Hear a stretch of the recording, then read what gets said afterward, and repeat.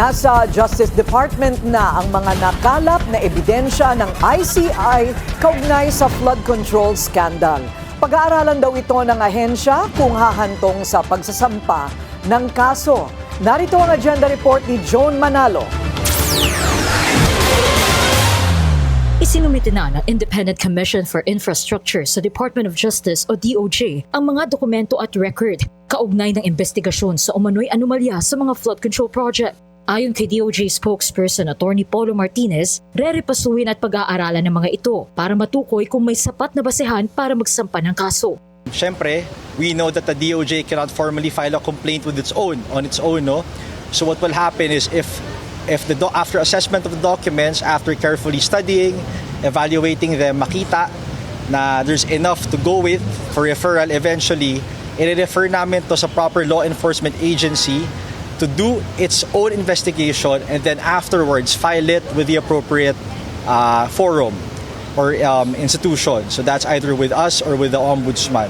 Nakatakda ng magtapos ang operasyon ng ICI ngayong March 31. Kaya nauna na rin itong isumite sa Office of the Ombudsman ang nasa 200 malalaking kahon na naglalaman din ng mga dokumento at ebidensya kaugnay sa flood control scandal. Hindi pa anya makukumpirma ng DOJ kung magkaparehong dokumento lang ba ang isinumite ng ICI sa dalawang ahensya. Gayunpaman, siniguro ni Martinez na hindi magdodoble ang isinasagawang pag-aaral ng DOJ at Ombudsman. Ideally, diba, no? Ordinarily, it's the same set of facts because isa lang naman ang nag-imbestiga niyan, which is the ICI. Diba? So hindi magdi-differ yung findings that they provided the Ombudsman to that with the DOJ. Again, magbabago lang dito down the line is which agency has jurisdiction over the cases or complaints to be filed later on. Nagkaroon ng pagpupulong ang mga opisyal ng ICI sa DOJ ngayong umaga kung saan kabilang si ICI Chairman Justice Andres Reyes sa mga dumalo. Ayon kay Martinez, isang komprehensibong ulat din ang binigay ni Reyes sa DOJ, kabilang ang siyam na referral ng ICI sa Ombudsman kung saan 65 individual ang pinakakasuhan.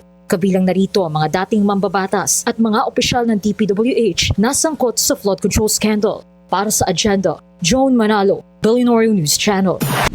Manatiling nakatutok sa Billionaire News Channel. Sumubaybay sa aming social media accounts at mag-subscribe sa aming YouTube channel para sa mga bago at eksklusibong balita.